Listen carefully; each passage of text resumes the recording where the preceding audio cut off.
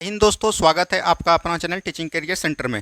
तो चलिए दोस्तों, कैसे हैं आप लोग। उम्मीद है कि आप लोग बहुत ही अच्छे होंगे। तो चलिए आज हम लोग जो लाए हैं बिहार पुलिस जो सिपाही भर्ती हुआ था 7 अगस्त को, उसी पे जो बेस्ट पे हम लोग महत्वपूर्ण प्रैक्टिस सेट लाए हैं।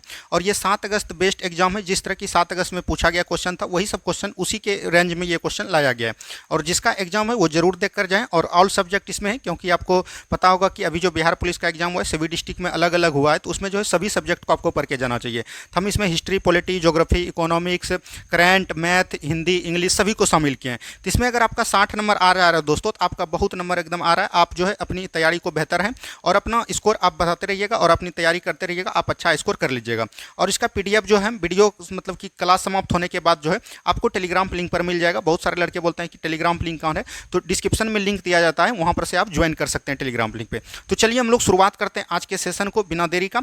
तो देखिए दोस्तों, आज का जो पहला क्वेश्चन है, यहाँ पर पहला क्वेश्चन आपको दिख रहा होगा, अभिलेखों के अध्ययन को क्या कहा जाता है। तो चलिए आप लोग बनाइए, अभिलेखों के अध्ययन को क्या कहा जाता था। और सबसे विनती है कि ईमानदारी पूर्वक आप अपना नंबर लास्ट में कमेंट जरूर कीजिएगा कि मेरा नंबर इतना आया। ठीक है, एकदम वीडियो के लास्ट में जो है आपको कमेंट करना है कि मेरा नंबर, ईमानदारी पूर्वक। ठीक है, आप अपने को धोखा नहीं दीजिएगा दोस्तों, बस यही आपसे उम्मीद है।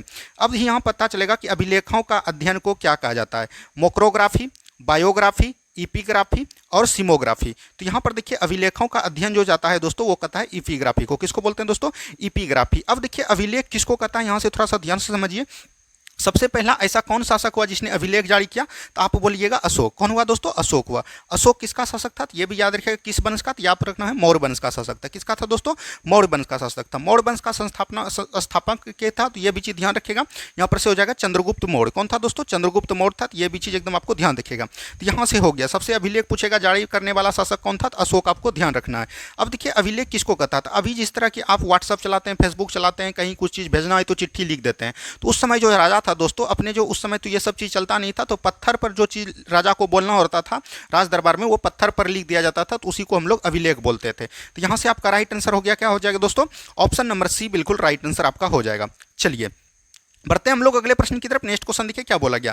सभा और समिति राजा की सलाह देने वाली एक संस्था थी, इसके अध्यक्ष को क्या कहा जाता था। यानी कि एक राजा जो होता था दोस्तों, उसको एक सभा था और समिति था जो कि राजा को सलाह देता था। जिस तरह की अभी आप देख रहे हैं लोकसभा में जो है मंत्री परिषद होता है, तो उसी तरह जो अध्यक्ष को क्या कहा जाता था, ये चीज पूछा गया। तो उसमें जो है याद रखिएगा ईशान कहा जाता था। क्या कहा जाता था दोस्तों? ईशान कहा जाता था। यहाँ से ये भी चीज ध्यान रखनी है। और बहुत सारे लड़के कमेंट कर रहे थे कि मतलब कि पॉलिटी में, आपको पता है कि पॉलिटी में सबसे ज्यादा जो पूछा गया दोस्तों आर्टिकल, आर्टिकल बोल सकते हैं कि अनुच्छेद को पूछा गया है। तो आप लोग कमेंट कीजिएगा कि कल आपको प्रैक्टिस सेट चाहिए या शाम में जो है आर्टिकल चाहिए। तो अगर आप लोग बोलिएगा आर्टिकल, तो हम लोग ये 1 से 100 तक आर्टिकल, जो कि सभी महत्वपूर्ण आर्टिकल आपके एग्जाम में पूछे जाते हैं, सभी को हम आपके बीच ला देंगे। तो आपको कमेंट करना है, कल शाम में आपका आ जाएगा। और सुबह जो 5000 सिलेक्टिव क्वेश्चन का हमने डिस्कस करना स्टार्ट किया था, उसमें हम लोग 2 पार्ट देख लिए थे। तो कल हम लोग तीसरा पार्ट देखेंगे बहुत ही जबरदस्त क्वेश्चन के साथ। तो चलिए हम लोग बढ़ते हैं फिर से आगे प्रश्न की तरफ। नेक्स्ट क्वेश्चन को आप लोग बनाने का प्रयास कीजिएगा। सिकंदर से संबंधित कथनों पर विचार कीजिए। देखिए सिकंदर का जन्म 356 ईसा पूर्व में हुआ था, बिल्कुल ठीक है दोस्तों। और सिकंदर का जन्म कहां पर हुआ था? मकदुनिया में हुआ था। तो ये भी चीज ध्यान रखिएगा। उसके पिता का नाम फिलिप था, बिल्कुल ठीक था। फिलिप याद रखिएगा, मकदुनिया का शासक था। तो ये भी बिल्कुल ठीक है। फिलिप 359 ईस्वी में मकदुनिया का शासक बना और इसकी हत्या 329 ईस्वी में कर दिया गया था। यह भी बिल्कुल ठीक है दोस्तों। सिकंदर ने भारत विजय का अभियान 326 ईसा पूर्व में प्रारंभ किया था। यह भी बिल्कुल ठीक है। और याद रखिएगा सिकंदर का दोस्तों सेनापति कौन था? सेल्यूकस निकेटर था, जो कि याद रखिएगा मौर्य साम्राज्य में आया था। तो ये भी चीज एकदम आपको ध्यान देनी है। और याद रखिएगा सिकंदर के साथ जो जल सेनापति था, जल सेनापति इसको बोल सकते हैं, उसका नाम था निर्याकस। क्या था दोस्तों? निर्याकस था। और ये आपके एग्जाम में पूछ दिया गया है 7 तारीख को। तो ये भी चीज एकदम आपको ध्यान देनी है। अब देखिए यहाँ पर से जानिए दोस्तों, सिकंदर जो था, इसने जो है विश्व भारत मतलब कि पूरे विश्व को एकदम जीतना चाहता था। तो इसीलिए एकदम याद रखिएगा सिकंदर जो है ये भारत आए थे। और जब ये भारत आए थे, ये एग्जाम में पूछा गया है, जब ये भारत आए थे तो किस वंश का शासक था भारत में? तो याद रखिएगा नंद वंश का शासक था। क्या था दोस्तों? नंद वंश का शासक था। नंद वंश का संस्थापक कौन था? आपको पता रहना चाहिए, महापद्म नंद था। कौन था दोस्तों? महापद्म नंद था। तो ये भी चीज ध्यान रखिएगा। और जिस समय सिकंदर मतलब कि भारत पे आक्रमण किया था, उस समय नंद वंश का शासक कौन हुआ करता था? धनानंद हुआ करता था। कौन हुआ करता था दोस्तों? धनानंद हुआ करता था। तो ये भी चीज एकदम आपको ध्यान देनी है। ठीक है। एक राजा हुआ करता था दोस्तों पोरस। क्या दोस्तों? पोरस। तो याद रखिएगा एक हाइडे स्पीच का युद्ध उसको बोलते हैं हम लोग। तो याद रखिएगा वो किसके किसके बीच हुआ था? सिकंदर और पोरस के बीच हुआ था, झेलम नदी पर। तो ये भी चीज एकदम आपको ध्यान देनी है। चलिए यहां से आपका सभी कथन सही हो जाएगा। तो यहां पर से ऑप्शन नंबर डी जिसने मारा होगा उसका बिल्कुल राइट आंसर होगा। चलिए बढ़ते हम लोग अगले प्रश्न की तरफ। नेक्स्ट क्वेश्चन देखिए क्या बोला गया। घोड़ा दागने तथा सैनिकों की हुलिया लिखने की प्रथा किसने प्रारंभ किया। तो घोड़ा लिखने तथा सैनिकों की हुलिया लिखने का प्रथा जो है किसने प्रारंभ किया, तो ये भी चीज ध्यान रखिएगा। देखिए दोस्तों, दिल्ली सल्तनत में जो है कई शासक हुए, 5 शासक हुए, आपको पता होगा। तो 5 शासक में एक था गुलाम वंश, उसके बाद जो दोस्तों याद रखिएगा खिलजी वंश था। कौन था दोस्तों, खिलजी वंश था। तो ये भी चीज ध्यान रखिएगा। खिलजी वंश का संस्थापक बोल सकते हैं कि कब था, तो ये भी चीज ध्यान रखिएगा। 1290 में जो है गुलाम वंश का मतलब कि खत्म होता है, समाप्त होता है। और 1290 से लेकर 1320 तक जो है याद रखिएगा खिलजी वंश का शासक चला है। और खिलजी वंश का अगर संस्थापक की बात करिएगा तो ये हो जाएगा जलालुद्दीन खिलजी। कौन होगा दोस्तों, जलालुद्दीन खिलजी हो जाएगा। लेकिन इसका अगर महानतम शासक की बात करें, एक महान शासक इसमें हुआ, उसका नाम था अलाउद्दीन खिलजी। तो अलाउद्दीन खिलजी ने ही याद रखिएगा घोड़ा दागने और सैनिकों की हुलिया लिखने की प्रथा को प्रारंभ किया था। तो ये भी चीज़ एकदम आपको ध्यान रखिएगा। अलाउद्दीन खिलजी, देखिए घोड़ा दागने का क्या होता था दोस्तों, मतलब घोड़ा दागने का मतलब ये होता है, सभी लोग जानते हैं कि घोड़ा दागने, लेकिन घोड़ा दागने का अर्थ समझिए। घोड़ा दागने का ये अर्थ होता है कि युद्ध में जो है अच्छा घोड़ा लाए, खराब घोड़ा, जो याद रखिएगा सैनिक रहते थे वो खराब घोड़ा को प्रदर्शित कर देते थे, इसीलिए अच्छा घोड़ा पर जो मोहर लगाता था उसी को घोड़ा दागने की प्रथा बोलता था। और यहाँ पर सैनिकों की हुलिया ये इसलिए बोलता था कि मान के चलिए कि आपके पास अगर 10 घोड़ा है तो 10 घोड़ा का आपको वेतन मिलेगा। तो ये करता का था सैनिक लोग, मतलब कि 10 घोड़ा इससे ले लिया, फिर जो उस अदल बदल करके ज़्यादा सैनिक से मतलब कि राजा से पैसा वेतन ले लेता था। इसीलिए सैनिकों की हुलिया लिखता था कि आपके पास कितना घोड़ा है, कहाँ पर है, ये चीज़ लिखता था, जबकि आपको पता रहना चाहिए। तो यहाँ से हो जाएगा option number B, Alauddin Khilji ने घोड़ा दागने एवं हुलिया प्रथा की प्रारंभ की। ये भी चीज़ एकदम आपको ध्यान रखिएगा। अलाउद्दीन ऐसे शासक हुए खिलजी वंश के, ये भी चीज ध्यान रखिएगा, जिसने कि अस्थाई सेना का नेतृत्व किया। किसका क्या दोस्तों, अस्थाई सेना का नींव डाला। ये भी चीज एकदम आपको ध्यान देनी है, ठीक है। चलिए बढ़ते हम लोग अगले प्रश्न की तरफ। नेक्स्ट क्वेश्चन देखिए क्या बोला गया। नेक्स्ट क्वेश्चन है फिरोज शाह से संबंधित गलत कथन पर विचार कीजिए। फिरोज शाह तुगलक कौन था दोस्तों, तो याद रखिएगा तुगलक वंश का एक शासक था, जिसको कि हम लोग बोलते हैं तुगलक, दिल्ली सल्तनत का अकबर इसी को बोला जाता है। किसको बोला जाता है दोस्तों, सबसे पहले आपको यही चीज रखना है कि दिल्ली सल्तनत का अकबर किसको बोला जाता है, फिरोज शाह तुगलक को कहता था, ठीक है, तो याद रखिएगा। और तुगलक वंश की अगर हम शासन की बात करें दोस्तों, ये पहले हुआ था कौन दोस्तों, गुलाम वंश। गुलाम वंश के बाद कौन हुआ दोस्तों, सबसे पहले यहाँ पर लिखिए दिल्ली सल्तनत में कौन कौन से वंश हुआ, ये आपके एग्जाम में कभी बार इंपॉर्टेंट हो जाता है। सबसे पहले याद रखिएगा गुलाम वंश हुआ। कौन हुआ दोस्तों, गुलाम वंश हुआ। उसके बाद दोस्तों कौन हुआ, खिलजी वंश हुआ। क्या हुआ दोस्तों, खिलजी वंश हुआ। उसके बाद दोस्तों हुआ तुगलक वंश। क्या हुआ दोस्तों, तुगलक वंश हुआ। उसके बाद हुआ दोस्तों सैयद वंश। क्या हुआ, सैयद वंश हुआ। गुलाम, खिलजी, तुगलक, सैयद, उसके बाद हुआ लोधी। ये भी चीज एकदम आपको ध्यान रखना है, यहाँ पर से लोधी भी लिख लीजिए, लोधी वंश हुआ। तो गुलाम वंश का शासक दोस्तों याद रखिएगा 1206 से 90 तक रहा। उसके बाद 1290 से लेके 1320 तक दोस्तों कौन रहा दोस्तों, तो आपको याद रखना है खिलजी वंश रहा। उसके बाद आपको 1320 से लेके 1414 तक दोस्तों कौन रहा, याद रखिएगा तुगलक वंश। अभी बोल सकते हैं कि सबसे ज्यादा शासनकाल किसका देखा गया, तो तुगलक वंश का रहा। उसके बाद 1414 से 1451 सैयद वंश रहा। उसके बाद 1451 से 1526 लोधी वंश रहा। और लोधी वंश को समाप्त कर मुगल वंश का स्थापना हुआ। तो यहाँ से आप लोग समझ गए कि कैसे जोड़ के पढ़ना चाहिए, तभी आपको ज्यादा समय तक, लंबे समय तक याद रहेगा। हम आपको पूरी तरह से बताने का प्रयास करते हैं। तो तुगलक वंश का शासक दोस्तों कब रहा, 1320 से लेकर 1414 तक रहा। और इसका संस्थापक की बात करिएगा, अब यहाँ से हम लोग इसको खत्म करते हैं। अगर आप लोग बात करिएगा तुगलक वंश का संस्थापक कौन था, तो तुगलक वंश का संस्थापक दोस्तों था गयासुद्दीन तुगलक। कौन था दोस्तों, गयासुद्दीन तुगलक हुआ। ये भी चीज ध्यान रखिएगा। गयासुद्दीन तुगलक के बाद इसका शासक बनता है मोहम्मद बिन तुगलक। उसके बाद बनता है फिरोज शाह तुगलक। फिरोज शाह तुगलक ने याद रखिएगा कई दास इसके दरबार में रहते थे, तो ये भी चीज ध्यान रखिएगा। इसीलिए जो है इसको बोला गया, क्या बोला गया दोस्तों, दिल्ली सल्तनत का अकबर बोला गया। अब देखिए फिरोज शाह ने एक अपना पुस्तक लिखा, ये भी चीज ध्यान रखिएगा, जिसको हम लोग बोलते हैं फुरतात ए फिरोज शाही। तो इसी की रचना था, ये बिल्कुल ठीक है। जियाउद्दीन बर्नी एवं एम से सिराज अफीम को अपना संरक्षण माना था, बिल्कुल ठीक है, ये बिल्कुल ठीक है। देखिए फिरोज शाह ने तांबे व सोने के निर्मित सिक्के चलाए, तांबे की भी चलाए सिक्के, भी चांदी भी की चलाए। तो ये भी चीज एकदम आपको ध्यान रखिएगा, कई प्रकार के सिक्के फिरोज शाह तुगलक ने चलाया था। इसकी मृत्यु 1338 ईस्वी में हो गया। नहीं दोस्तों, अभी तुरंत हमने बताया गयासुद्दीन तुगलक वंश का स्थापना कब से हुआ, 1320 से लेकर 1414 तक हुआ है। तो अभी आपको हमने बताया कि सबसे पहले जो गयासुद्दीन तुगलक था, उसके बाद मोहम्मद बिन तुगलक था। तो 1338 में इसका मृत्यु नहीं हुआ था, बल्कि 1388 ईस्वी में इनकी मृत्यु हुआ था। तो ये भी चीज़ एकदम आपको ध्यान रखनी है। तो यहाँ से आपको फिरोज शाह तुगलक के बारे में टोटल कंसेप्ट आपका क्लियर हो गया होगा, ठीक है। तो इसी तरह हम लोग देखेंगे, प्रैक्टिस सेट के माध्यम से ही आपका सिलेबस हम कवर करवा देंगे। आप लोग अगर लास्ट तक बने रहिएगा दोस्तों, तो आपको बिहार पुलिस एग्जाम में कोई रिजल्ट से नहीं रोक सकता, ये हम आपको विश्वास दिलाते हैं। चलिए नेक्स्ट क्वेश्चन देखिए, निम्नलिखित में से किस सूफी संत ने दिल्ली में 7 शासकों का कार्यकाल देखा था। देखिए दिल्ली में 7 शासकों का कार्यकाल किसने देखा था दोस्तों, तो ये देखा था गुलाम वंश के शासक बलबन से लेकर मोहम्मद बिन तुगलक तक देखा था। तो ये याद रखिएगा निजामुद्दीन औलिया ने। किसने दोस्तों देखा था, निजामुद्दीन औलिया ने। और आपके बिहार पुलिस में जो एग्जाम में पूछा गया निजामुद्दीन औलिया का मतलब कि इसका बोल सकते हैं कि मकबरा कहाँ है, तो याद रखिएगा दिल्ली में मकबरा है। कहाँ है दोस्तों, दिल्ली में मकबरा है। तो ये भी चीज़ ध्यान रखिएगा। अभी आपका यहाँ से पूछ दिया, अगर आपको यहाँ पर से पूछ सकता है, जब चिश्ती संप्रदाय से आपका क्वेश्चन उठाया तो हो सकता है आगे आपको पूछ दे कि मोहम्मद बिन मतलब कि मोहिद्दीन चिश्ती का मतलब कि मकबरा कहाँ है, तो ये भी चीज़ ध्यान रखेगा। तो उसका हो जाएगा दोस्तों आपको याद रखना है अजमेर में। कहाँ हो जाएगा दोस्तों, अजमेर में हो जाएगा। तो ये भी चीज़ एकदम आपको ध्यान रखना है, जिसका 11 तारीख को एग्जाम है, में भी हो सकता है कि ये क्वेश्चन आपको देखने को मिला। ठीक है, तो ऑप्शन नंबर ए बिल्कुल यहाँ से राइट आंसर आपका हो जाएगा। चलिए बढ़ते हैं हम लोग अगले प्रश्न की तरफ। नेक्स्ट क्वेश्चन को ध्यान से देखिए क्या बोला गया।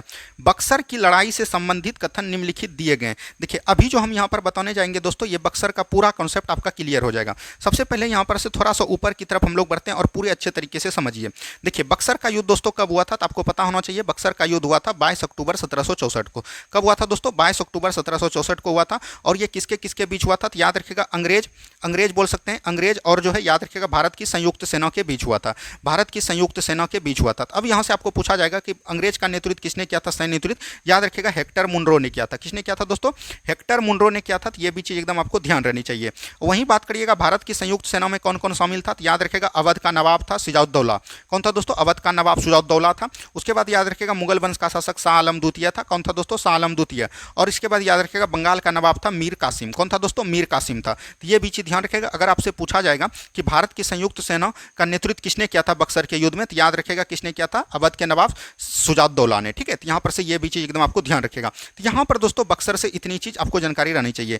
इतना संयुक्त सेना रहने के बाद भी बक्सर का याद रखिएगा, मतलब कि बक्सर के युद्ध में भारत की संयुक्त सेना का हार होता है। और भारत की संयुक्त सेना हार होने के बाद याद रखिएगा अंग्रेज और भारत की संयुक्त सेना के बीच संधि होता है, जिसको हम लोग बोलते हैं इलाहाबाद की संधि। क्या बोलते हैं दोस्तों, इलाहाबाद की संधि बोलते हैं। और आपका जो ये क्वेश्चन आपके एग्जाम में पूछा गया था कि इलाहाबाद की संधि कब हुआ था, तो याद रखिएगा 1765 में। कब हुआ था दोस्तों, 1765 ईस्वी में हुआ था। तो ये भी चीज ध्यान देनी है। अब देखिए यहाँ से आपका क्वेश्चन बन जाएगा। ठीक है, पूरा कॉन्सेप्ट को दोस्तों क्लियर कीजिएगा, टोटल क्वेश्चन बनेगा, आपका एक भी क्वेश्चन बाहर नहीं जाएगा। देखिए बक्सर की लड़ाई से संबंधित कथन निम्नलिखित दिए गए हैं। तो बक्सर की लड़ाई 1764 में हुई, अभी तुरंत हमने बताया 22 अक्टूबर 1764, ये बिल्कुल ठीक है। यह युद्ध अंग्रेज एवं मीर कासिम, अवध के नवाब सिराजुद्दौला एवं मुगल सम्राट शाह आलम द्वितीय के बीच लड़ी गई थी। तो बिल्कुल ठीक है दोस्तों, भारत की संयुक्त सेना में ये तीनों शामिल था और अंग्रेज था, ये बिल्कुल ठीक है। इस युद्ध में अंग्रेज सेनापति हेक्टर मुनरो था, अभी तुरंत हमने बताया, ये बिल्कुल ठीक है। इस युद्ध में अंग्रेज विजयी हुआ था, ये सभी का सभी कथन दोस्तों क्या है, सही है। अभी तुरंत हमने आपको बताया, ये टोटल कॉन्सेप्ट आपके दिमाग में चल गया होगा। चलिए बढ़ते हैं हम लोग अगले प्रश्न की तरफ। नेक्स्ट क्वेश्चन देखिए क्या बोला गया। नेक्स्ट क्वेश्चन है किस सिख गुरु की मृत्यु चेचक से हो गई। देखिए किस सिख गुरु की मृत्यु जो है चेचक से हो गई। तो यहां पर से सिख धर्म के टोटल चीज को आप समझ लीजिए, आपका टोटल चीज क्लियर हो जाएगा। देखिए एक दोस्तों हुआ सिख संप्रदाय। क्या हुआ दोस्तों, सिख संप्रदाय हुआ, ये बोल सकते हैं कि सिख वंश हुआ। तो ये भी चीज ध्यान रखिएगा। सिख संप्रदाय में याद रखिएगा कुल 10 गुरु हुए। कितना गुरु हुए दोस्तों, 10 गुरु। इसके संस्थापक की बात कीजिएगा तो ये कौन हो जाएगा, गुरु नानक हो जाएगा। कौन हो जाएगा दोस्तों, गुरु नानक हो जाएगा। यही बात करिएगा गुरु नानक के बाद दूसरा जो बनता है सिख गुरु, उसका नाम था गुरु अंगद। कौन था दोस्तों, गुरु अंगद था। तो ये भी चीज एकदम आपको ध्यान देनी है। वहीं अगर हम तीसरे की बात करें, तीसरा हो जाएगा आपका दोस्तों गुरु याद रखिएगा अमरदास। कौन हो जाएगा दोस्तों, अमरदास हो जाएगा। वहीं चतुर्थ गुरु की बात करिएगा तो ये हो जाएगा आपका रामदास। क्या हो जाएगा दोस्तों, रामदास हो जाएगा। वहीं अगर बात करिएगा पांचवा गुरु कौन हो जाएगा, तो अर्जुन देव। कौन हो जाएगा दोस्तों, गुरु अर्जुन देव हो जाएगा। तो ये भी चीज ध्यान रखिएगा। छठा आपका हो जाता है हरगोविंद, याद रखिएगा। छठा हो जाता है आपका हरकिशन, उसके बाद हर राय। तो यहाँ पर से ये सब चीज होता है। उसके बाद एक आपको नम्मा याद रखना है। नम्मा जो आपका होता है दोस्तों तेग बहादुर। कौन होता है दोस्तों, तेग बहादुर होता है। उसके बाद 10वां की बात करिएगा तो 10वां आपका होता है गुरु गोविंद सिंह। कौन होता है दोस्तों, गुरु गोविंद सिंह पुले। अभी आपको देखिए एग्जाम में ये सब क्वेश्चन पूछने देखने को मिलेगा। अगर आपको बोले कि सिख गुरु का संस्थापक कौन था, तो आपको हर कंडीशन में मारना है गुरु नानक।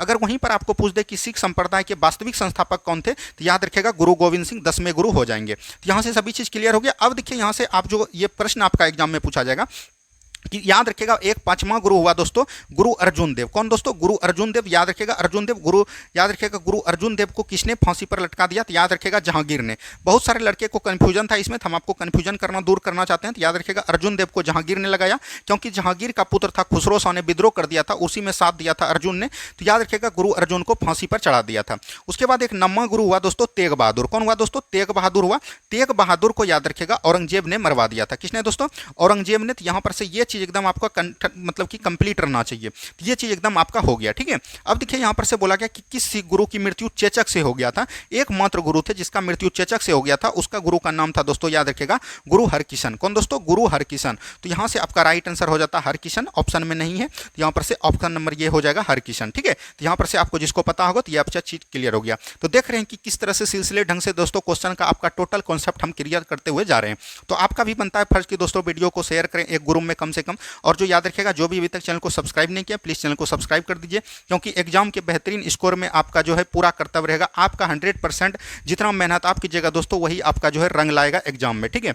आपको बैठने से कुछ नहीं होगा, आपको एग्जाम में नंबर लाना पड़ेगा, उसके लिए आपको पढ़ना पड़ेगा। ये तो रहा बिहार पुलिस के बाद। इसके बाद दोस्तों रेलवे है, दरोगा है। दरोगा का इतना बेहतरीन से हम लोग तैयारी करेंगे जो कि एकदम 100% आपका जॉब लगेगा। चलिए अब हम लोग बढ़ते हैं अगले प्रश्न की तरफ, 9 क्लास की तरफ, 9 क्वेश्चन की तरफ। रॉबर्ट क्लाइव ने बंगाल का उपदीवान किसे नियुक्त किया? देखिए ये क्वेश्चन जो आपका बिहार पुलिस में पूछा गया था उस दिन, और वहां पर पूछा था कि याद रखिएगा बिहार का उपदीवान किसे नियुक्त किया। तो यहां से हम टोटल चीज देख लेंगे। देखिए एक दोस्तों संधि हुआ, हमने भी तुरंत बताया, बक्सर युद्ध के बाद 1765 में इलाहाबाद का संधि। तो इलाहाबाद का संधि सभी जानते हैं कि एक हुआ है, तो आपको बता देते हैं कि याद रखिएगा जब बीपीएससी आप तैयारी कीजिएगा तो उसमें पूछा जाता है कि इलाहाबाद का संधि 2 हुआ है। तो याद रखिएगा 12 अगस्त 1765 को हुआ है दोस्तों, और एक हुआ है 16 अगस्त 1765 को। तो ये भी चीज ध्यान रखिएगा। 12 अगस्त 1765 को जो हुआ है, याद रखिएगा अंग्रेज के मतलब अंग्रेज रॉबर्ट क्लाइव, और याद रखिएगा ये जो हुआ है मुगल वंश, याद रखिएगा मुगल वंश के शासक शाह आलम द्वितीय के बीच। और इसी में याद रखिएगा जो है दीवानी अधिकार जो किसको मिल जाता है, अंग्रेज को मिल जाता है। और याद रखिएगा उसके बदले में 26 लाख का पेंशन देता है, वार्षिक पेंशन किसको, शाह आलम द्वितीय को। तो यहाँ पर जो दीवानी अधिकार मिला दोस्तों, तो अंग्रेज को दीवानी अधिकार चलाने का प्रयास का अनुभव नहीं था। इसी के दूर याद रखिएगा उपदीवान का पद नियुक्त करता है। क्या करता है दोस्तों, रॉबर्ट क्लाइव ने उपदीवान का पद नियुक्त करता है। तो उपदीवान का पद में याद रखिएगा तीन राज्यों का जो है उपदीवान का पद नियुक्त करता है। तो सबसे पहला आता है दोस्तों बंगाल। यहां पर से क्वेश्चन एक पूछ दिया है, तो इसको ध्यान से समझिए। बंगाल का उपदीवान दोस्तों किसको नियुक्त किया? तो याद रखिएगा ये किया दोस्तों मोहम्मद रजा खां को। किसको किया दोस्तों? मोहम्मद रजा खां को किया। वहीं पर बात करिएगा दूसरा जो है बिहार का उपदीवान किसे नियुक्त किया? तो याद रखिएगा राजा सिताब राय। और यही आपका क्वेश्चन में पूछा गया था कि राजा सिताब राय, बिहार का उपदीवान किसको नियुक्त किया? तो राजा सिताब राय को किया, ठीक है। और तीसरा की बात करिएगा तो तीसरा जो दोस्तों किया गया था उड़ीसा का। कहाँ का दोस्तों? उड़ीसा का किया गया था। और उड़ीसा का किसको बनाया गया था? राय दुर्लभ को। किसको दोस्तों? राय दुर्लभ को। इसको स्क्रीनशॉट ले लीजिए अगर आपको याद नहीं है, या तो वीडियो को से देख लीजिएगा, आपको यह चीज याद होनी चाहिए। तो यहां पर पूछा बंगाल का हो जाएगा मोहम्मद रजा खां। देखिए दोस्तों बिहार का पूछ दिया, हो सकता है कि बंगाल और उड़ीसा का आपको पूछने को देखने को मिला, ठीक है। चलिए बढ़ते हैं हम लोग अगले प्रश्न की तरफ। नेक्स्ट क्वेश्चन देखिए क्या बोला गया, किस एक्ट के द्वारा बंगाल के गवर्नर को भारत का गवर्नर जनरल बना दिया? देखिए ये क्वेश्चन भी काफी बार इंपॉर्टेंट एग्जाम की दृष्टि से हो जाता है अधिनियम के रूप में। देखिए एक दोस्तों 1757 में याद रखिएगा गवर्नर पद आया बंगाल का गवर्नर। क्या दोस्तों? बंगाल का गवर्नर का पद आया, तो ये भी चीज ध्यान रखिएगा। लेकिन 1773 का एक अधिनियम आता है रेगुलेटिंग एक्ट। रेगुलेटिंग एक्ट के दोस्तों बंगाल का जो गवर्नर था उसको जो है बंगाल का गवर्नर जनरल बना दिया। क्या दोस्तों बना दिया? बंगाल का गवर्नर जनरल बना दिया। तो ये भी चीज एकदम आपको ध्यान रखिएगा, ठीक है। और बंगाल के गवर्नर जनरल के पद पर कौन बैठे दोस्तों? तो याद रखिएगा वारेन हेस्टिंग बैठे। उसके बाद याद रखिएगा एक आता है दोस्तों 1833 का अधिनियम। क्या आता है दोस्तों? 1833 का चार्टर अधिनियम आता है। इसके द्वारा जो बंगाल का गवर्नर जनरल था उसको भारत का गवर्नर जनरल बना दिया। क्या दोस्तों? भारत का गवर्नर जनरल बना दिया। तो ये भी चीज ध्यान रखिएगा। और भारत के गवर्नर जनरल पर सर्वप्रथम कौन बैठे? विलियम बेंटिंग बैठे। उसके बाद याद रखिएगा एक अधिनियम आता है 1858 का अधिनियम। 1858 के अधिनियम में याद रखिएगा क्या हुआ दोस्तों? भारत का जो गवर्नर जनरल था उसको भारत का वायसराय बना दिया। क्या बना दिया दोस्तों? भारत का वायसराय बना दिया। यहां से दिखेगा भारत का वायसराय बना दिया। और भारत की वायसराय पर सर्वप्रथम कौन बैठे? कैनिंग बैठे थे। ये तीनों चीज को एकदम आपको ध्यान देनी चाहिए, ठीक है। तो यहां पर से आपका क्वेश्चन जो पूछा बंगाल के गवर्नर को भारत का गवर्नर जनरल कब बना दिया? तो बंगाल के गवर्नर को भारत का गवर्नर जनरल 1833 के अधिनियम में बनाया गया। तो ऑप्शन नंबर सी बिल्कुल यहां से राइट आंसर हो गया। सभी को समझ में आ गया? चलिए बढ़ते हम लोग अगले प्रश्न की तरफ। नेक्स्ट क्वेश्चन को ध्यान से देखिए क्या बोला गया, भारत में कंपनी द्वारा नियुक्त अंतिम गवर्नर जनरल कौन था? तो भारत में जो है अंतिम गवर्नर जनरल कौन हुए दोस्तों? तो याद रखिएगा लॉर्ड कैनिंग हुए। और भारत का प्रथम वायसराय भी यही हुए। तो ऑप्शन नंबर सी बिल्कुल राइट आंसर आपका, सॉरी ए बिल्कुल राइट आंसर हो जाएगा। जिसने ए लगाया होगा उसका बिल्कुल राइट आंसर है, ठीक है। चलिए बढ़ते हैं हम लोग अगले प्रश्न की तरफ। नेक्स्ट क्वेश्चन को ध्यान से देखिए, अखिल भारतीय किसान सभा का गठन 11 अप्रैल 1936 को कहां हुआ? तो याद रखिएगा ये जो हुआ दोस्तों लखनऊ में हुआ। कहां पर हुआ दोस्तों? लखनऊ में। और इसका किसान का नेतृत्व किसने किया था, मतलब कि किसने किया था? तो ये याद रखिएगा, ये आपका एग्जाम में पूछा जाएगा स्वामी सहजानंद सरस्वती। कौन हो जाएगा दोस्तों? स्वामी सहजानंद। कौन दोस्तों? स्वामी सहजानंद। तो ये भी चीज एकदम आपको ध्यान देनी चाहिए, ठीक है। तो यहां पर से ये चीज एकदम आपको पता रहनी चाहिए। चलिए बढ़ते हैं हम लोग अगले प्रश्न की तरफ। नेक्स्ट क्वेश्चन देखिए क्या बोला गया। नेक्स्ट क्वेश्चन है भारत भारतीयों के लिए है, यह नारा किसने दिया? भारत भारतीयों के लिए है, यह आर्य समाज ने दिया। किसने दिया दोस्तों? आर्य समाज ने दिया। तो ये भी चीज ध्यान रखिएगा। आर्य समाज का स्थापना किसने किया था? तो याद रखिएगा इसका क्या था दोस्तों? याद रखिएगा आर्य समाज का स्थापना किया था विद्यानंद सरस्वती, इसका नाम था। तो ये भी चीज ध्यान रखिएगा, नाम थोड़ा सा हमको कंफ्यूजन में आ रहा है, इसीलिए याद रखिएगा आर्य समाज का स्थापना 1875 ईस्वी में दयानंद सरस्वती ने किया। किसने दोस्तों? दयानंद सरस्वती ने किया। तो ये भी चीज ध्यान रखिएगा, दयानंद सरस्वती ने इनका स्थापना किया। और सबसे पहला जो स्वराज शब्द दिया, ये भी चीज ध्यान रखिएगा दयानंद सरस्वती ने ही दिया था। और इसका एक और था नारा, ये भी चीज ध्यान रखिएगा, वेदों की ओर लौटो। क्या दोस्तों? वेदों की ओर लौटो। क्योंकि क्योंकि देखिए आपका जो है ब्राह्मण समाज के बारे में आपका एग्जाम में पूछ दिया, हो सकता है कि मे भी ये सब क्वेश्चन आपको देखने को मिला। चलिए बढ़ते हम लोग अगले प्रश्न की तरफ। नेक्स्ट क्वेश्चन देखिए क्या बोला गया, राष्ट्रवाद की पहली स्पष्ट अभिव्यक्ति किस क्रांति के साथ हुई। तो राष्ट्रवाद की पहली अभिव्यक्ति अभी हमने कल जो आपको विश्व इतिहास पढ़ाया उसमें बताए थे कि फ्रांसीसी क्रांति में हुआ। तो फ्रांसीसी क्रांति ऑप्शन नंबर ए हो जाएगा, और ये याद रखिएगा 1789 से लेकर 99 तक चला। तो ये भी चीज एकदम आपको ध्यान देनी चाहिए। चलिए नेक्स्ट क्वेश्चन की तरफ बढ़िए। नेक्स्ट क्वेश्चन देखिए क्या बोला गया, खूनी रविवार की घटना घटी है। देखिए खूनी रविवार की घटना जो है रूस में घटा है, तो ये भी चीज ध्यान रखिएगा। और ये दोस्तों 22 जनवरी को घटा है, तो याद रखिएगा 22 जनवरी को, ये उस दिन रविवार था इसीलिए हमको रविवार बोलते हैं। और ये 1905 की घटना है। कब की है दोस्तों, 1905 की घटना, तो ये भी चीज ध्यान रखिएगा। ऑप्शन नंबर ए बिल्कुल राइट आंसर आपका हो जाएगा। देखिए ये विश्व इतिहास का क्वेश्चन हो जाता है, इसलिए थोड़ा सा इसको समझिए। खूनी रविवार उसको बोलते हैं दोस्तों, तो याद रखिएगा रूस में जो राजतंत्र था, राजतंत्र करने का मतलब हुआ कि राजा का शासन प्रशासन, राजा एक क्रूर शासक था वहां का, तो ये भी चीज ध्यान रखिएगा। और जो याद रखिएगा अपना जो सभी मजदूर लोग जो थे, अपना जो है याद रखिएगा निवेदन देने के लिए, मतलब कि बोल सकते हैं कि लेटर देने के लिए वहां राज दरबार में जा रहे थे। तो जैसे जैसे अपना फैमिली के साथ, मतलब कि बच्चे बूढ़े सभी के साथ जो राज दरबार में जा रहे थे, और राजा के साथ सैनिक ने जो उस पर निहत्थे लोगों पर गोली चलाया, और उसी दिन में बहुत सारे लोग मारे गए। उसी को उस दिन जो है रविवार था, इसीलिए उनको खूनी रविवार के रूप में हम लोग जानते हैं। तो ऑप्शन नंबर ए बिल्कुल राइट आंसर आपका हो जाएगा। ठीक है, चलिए बढ़ते हम लोग अगले प्रश्न की तरफ। नेक्स्ट क्वेश्चन देखिए क्या बोला गया, कितनी भारतीय प्रदेशों से होकर कर्क रेखा गुजरती है। देखिए कर्क रेखा आपके एग्जाम में पूछा जाएगा, ये हम आपको डिफिनेट देते हैं कि किसी न किसी एग्जाम में यह जरूर पूछा जाएगा। कर्क रेखा याद रखिएगा भारत के 8 राज्यों से दोस्तों गुजरती है। कितना राज्यों से गुजरती है, 8 राज्यों से। इसको याद रखिएगा, किसे रखिएगा दोस्तों, सबसे पहले जो गुजरता है गुजरात से, उसके बाद दोस्तों याद रखना है राजस्थान से गुजरता है। ठीक है, उसके बाद याद रखना है मध्य प्रदेश से गुजरता है, ये चीज ध्यान रखिएगा। उसके बाद दोस्तों छत्तीसगढ़ से गुजरता है। कहां से दोस्तों, छत्तीसगढ़ के बाद झारखंड से गुजरता है, ये भी चीज ध्यान रखिएगा। और झारखंड के बाद याद रखिएगा यहां पर से हो जाएगा वेस्ट बंगाल, यानी पश्चिम बंगाल से गुजरता है। उसके बाद याद रखिएगा मिजोरम से गुजरता है दोस्तों, और उसके पहले जो है त्रिपुरा से गुजरता है। तो यहां पर से 8 राज्यों से गुजरता है। देखिए 1 2 3 4 5 6 7 8। अब देखिए आपको ये ट्रिक फ्रिक नहीं याद रखना है, मित्र पर गमछाधार। अगर आपको दे दिया कि पूरब से पश्चिम से जाइए या पश्चिम से पूरब से जाइए, तो आप यहां पर कंफ्यूज हो जाइएगा। तो यही ट्रिक याद रखिएगा, ये जो है आपका क्रम से है। और बिहार पुलिस पूछ चुका है कि बिहार के मतलब कर्क रेखा के ऊपरी हिस्से में कौन राज्य है। अगर ये पूछ सकता है तो पूरब से पश्चिम भी आपके राज्य में जरूर पूछ सकता है एग्जाम में। तो ऑप्शन नंबर बी बिल्कुल राइट आंसर हो जाएगा, ऑप्शन नंबर बी। और कर्क रेखा किसको बोलते हैं दोस्तों, 23.5 डिग्री अक्षांश रेखा को हम लोग कर्क रेखा के रूप में जानते हैं। तो ये भी चीज ध्यान देनी है। ठीक है, चलिए बढ़ते हैं हम लोग अगले प्रश्न की तरफ। नेक्स्ट क्वेश्चन को ध्यान से देखिए क्या बोला गया।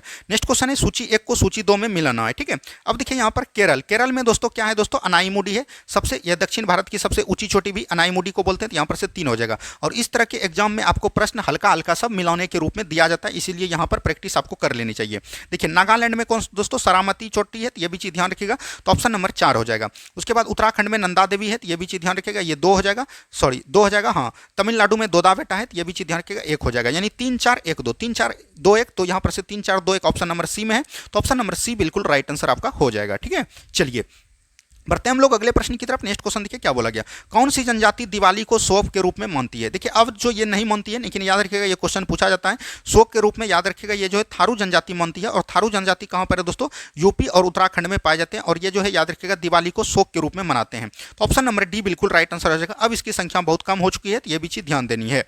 चलिए नेक्स्ट क्वेश्चन देखिए क्या बोला गया, निम्नलिखित में से कौन सी ब्रह्मपुत्र की सहायक नदियां हैं। देखिए ब्रह्मपुत्र दोस्तों याद रखिएगा मतलब तिब्बत के मानसरोवर झील से निकलती है दोस्तों, और ये अपना जल जो है बंगाल की खाड़ी में गिराती है। और याद रखिएगा इसके क्रम में बहुत सारी सहायक नदियां हो जाती है। तो यहाँ पर से याद रखिएगा ब्रह्मपुत्र की सहायक नदी जैसे आपका हो गया दोस्तों कामेंग हो गया, क्या हो गया, कामेंग हो गया, लोहित हो गया, दिबांग हो गया, सुबनसिरी हो गया, धनसिरी हो गया, ये सब इनकी सहायक नदियां। तो दिबांग, लोहित, कमनसिरी ये सभी जो है इन्हीं की सहायक नदी है। तो ऑप्शन नंबर यहाँ से डी बिल्कुल राइट आंसर हो जाएगा। 1 2 3 एकदम बिल्कुल राइट आंसर हो जाएगा। देखिए दरोगा जो आपका एग्जाम पूछा था ब्रह्मपुत्र नदी किन किन देशों से गुजरती है, तो याद रखिएगा एक दोस्तों तिब्बत जिसको हम लोग चीन बोलते हैं, और याद रखिएगा दूसरा जो हो जाएगा दोस्तों भारत हो जाएगा, और तीसरा याद रखिएगा बांग्लादेश हो जाएगा। तो यहां से ये भी चीज एकदम ध्यान रखिएगा। और इसकी लंबाई की बात करिएगा तो ये लगभग 2900 किलोमीटर की धारा को अपना ओर ले जाती है। तो ये भी चीज एकदम आपको ध्यान देनी है। ठीक है, चलिए बढ़ते हम लोग अगले प्रश्न की तरफ। नेक्स्ट क्वेश्चन देखिए क्या बोला गया, गंगा के मैदान का पुरानी कछाड़ी मिट्टी कहलाता है। गंगा का मैदान पुरानी कछाड़ी मिट्टी, और ये आपके एग्जाम में पूछ चुका है। कल हो सकता है कि आपको नया वाला पूछ सके। जिस दिन 11 तारीख को एग्जाम है जिसका, ये पुरानी वाला पूछ चुका है, 11 वाला जरूर पूछेगा। देखिए पुरानी खादी मिट्टी को हम लोग क्या बोलते हैं दोस्तों, बांगर बोलते हैं। और नई को क्या बोलते हैं, खादर बोलते हैं। तो ये नई वाला आपको याद रखनी है, खादर आपको ध्यान रखनी है, क्योंकि पुरानी वाला पूछ चुका है 7 तारीख को। ऑप्शन नंबर सी बिल्कुल राइट आंसर आपका हो जाएगा। ठीक है, चलिए नेक्स्ट क्वेश्चन देखिए क्या बोला गया। नेक्स्ट क्वेश्चन है ओंकारेश्वर परियोजना निम्नलिखित नदियों में से किस पे एक संबंध है। तो ओंकारेश्वर परियोजना याद रखिएगा मध्य प्रदेश के, ये नर्मदा नदी पर है। किस पे दोस्तों, नर्मदा नदी पर है, ये भी चीज ध्यान रखिएगा। नर्मदा नदी याद रखिएगा मध्य प्रदेश के अमरकंटक पहाड़ी से निकलती है और इसकी कुल लंबाई दोस्तों 1312 किलोमीटर है। तो ये भी चीज एकदम आपको ध्यान रखनी है। और इसकी सहायक नदियों की बात करिएगा तो ये हो जाएगा दोस्तों ओरसंग, क्या हो जाएगा दोरसंग, ओरसंग हो जाएगा, ओरसंग हो जाएगा, तवा हो जाएगा, ठीक है, बंजर हो जाएगा और शेर, ये सब जो है इन्हीं की सहायक नदी है। तो ये भी चीज एकदम आपको ध्यान रखेगा। और ये ऐसी सहायक नदी है जो कि याद रखेगा डेल्टा का निर्माण नहीं करती बल्कि एक्सुडी का निर्माण करती है। तो ये भी चीज एकदम आपको ध्यान देनी है। चलिए बढ़ते हैं हम लोग अगले प्रश्न की तरफ। नेक्स्ट क्वेश्चन देखिए क्या बोला गया। भारत में सर्वाधिक गन्ना पैदा करने वाला राज्य कौन है दोस्तों। तो ये हो जाएगा आपका उत्तर प्रदेश, क्योंकि उत्तर प्रदेश को हम लोग चीनी का कटोरा बोलते हैं, क्योंकि जहां पर सबसे ज्यादा गन्ना होगा वहीं पर याद रखिएगा सबसे अधिक चीनी भी होगा, ठीक है। चलिए बढ़ते हैं हम लोग अगले प्रश्न की तरफ। नेक्स्ट क्वेश्चन को ध्यान से देखिए क्या बोला गया। नेक्स्ट क्वेश्चन है निम्न में से कौन सा भारत में सबसे बड़ी मशीनीकृत खान है। तो सबसे बड़ा मशीनीकृत खान कौन दोस्तों हो जाएगा। तो ये चीज आपको हो जाएगा बेलाडीला खान। कौन हो जाएगा दोस्तों, बेलाडीला खान हो जाएगा। तो ये भी चीज ध्यान रखिएगा। ऑप्शन नंबर डी बिल्कुल जिसने लगाया होगा उसका बिल्कुल राइट है। चलिए बढ़ते हैं हम लोग अगले प्रश्न की तरफ। नेक्स्ट क्वेश्चन देखिए क्या बोला गया। इंडियन ब्यूरो ऑफ माइंस का मुख्यालय अवस्थित है। इनका मुख्यालय याद रखिएगा 1948 में इसका स्थापना हुआ और इसका मुख्यालय की बात करिएगा तो ये महाराष्ट्र के नागपुर में हो जाएगा। तो ऑप्शन नंबर सी में नागपुर दिया गया है, तो ऑप्शन नंबर सी बिल्कुल राइट आंसर आपका हो जाएगा। चलिए बढ़ते हैं हम लोग अगले प्रश्न की तरफ। नेक्स्ट क्वेश्चन को ध्यान से देखिए। निम्नांकित में से कौन सा एक सुमेलित नहीं है, यानी कि एक सुमेलित इसमें कौन नहीं है। देखिए अंसी राष्ट्रीय उद्यान ये कर्नाटक में बिल्कुल ठीक है, बालपक्रम राष्ट्रीय उद्यान मेघालय में बिल्कुल ठीक है, कंदोली ने दोस्तों यहाँ चंदौली कीजिए, चंदौली राष्ट्रीय उद्यान गुजरात में नहीं है बल्कि ये महाराष्ट्र में है। तो यही आपका गलत हो जाएगा। तो यही आपका पूछा जा रहा था कौन गलत है, तो ऑप्शन नंबर सी बिल्कुल राइट आंसर हो जाएगा। हेमिस राष्ट्रीय उद्यान लद्दाख में है और ये जो है आपका पूछ चुका है, यानी कि आपका बिहार पुलिस में जो है यह क्वेश्चन पूछ दिया है कल, ठीक है, मतलब जिस दिन एग्जाम था आपका। चलिए देखिए नेक्स्ट क्वेश्चन है दिन रात जिस कारण होता है वह है। देखिए ये सब जो है दोस्तों हम प्रैक्टिस सेट में ही करवाते हैं और ये सब क्वेश्चन जो है आपके एग्जाम में पूछा गया है। और देखिए ये पूछा गया था कि दिन रात होने का कारण क्या है। तो ये हो जाएगा दोस्तों पृथ्वी का मतलब परिभ्रमण, यानी बोल सकते हैं कि पृथ्वी का घूर्णन। हमने ये आपको क्वेश्चन भी करवाया था, लेकिन अभी आपको यहाँ से ये क्वेश्चन पूछ दिया है। तो इसके अकॉर्डिंग जो हम क्वेश्चन लाए हैं दोस्तों याद रखिएगा। अगर आपको पूछे कि मतलब कि भू परिक्रमण, क्या दोस्तों भू परिक्रमण का कहने का मतलब हुआ, भू परिक्रमण कहने का मतलब हुआ कि सूर्य का अगर चारों ओर जो आपका घूर्णन करता है दोस्तों उसको हम लोग बोलते हैं पृथ्वी का भू परिक्रमण। आपको अगर पूछेगा कि पृथ्वी का पूरे पृथ्वी में याद रखिएगा मौसम का परिवर्तन किसके द्वारा होता है, तो याद रखिएगा भू परिक्रमण के द्वारा, परिक्रमण के द्वारा। तो यहाँ से ये भी चीज ध्यान रखिएगा।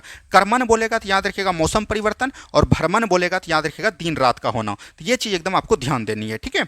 चलिए नेक्स्ट क्वेश्चन की तरफ बढ़िए। नेक्स्ट क्वेश्चन देखिए क्या बोला गया।